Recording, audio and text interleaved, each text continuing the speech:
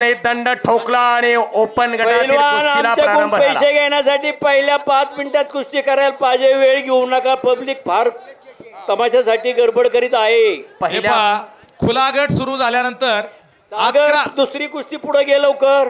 11,000 2 लावा कुस्ती घे।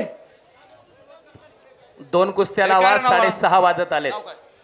सागर यात्रा कमिटीच्या परवानगीने 2 कुस्त्याला प्रारंभ होतोय आणि अनिकेत आलाय बघा मैदानामध्ये। भोसरीचा नर्सिंग अकॅडमी मध्ये सराव करतोय हा अनिकेत। हा आणि चालू वर्षीचा खेलो इंडियाचा स्वर्ण पदकाचा मानकरी येतो अनिकेत। एक फार चांगली कुस्ती आली आहे। अनिकेत हात वरती कर। हा बप्पू सागर ओपन गटातल्या किती कुस्ती राहिल्यात?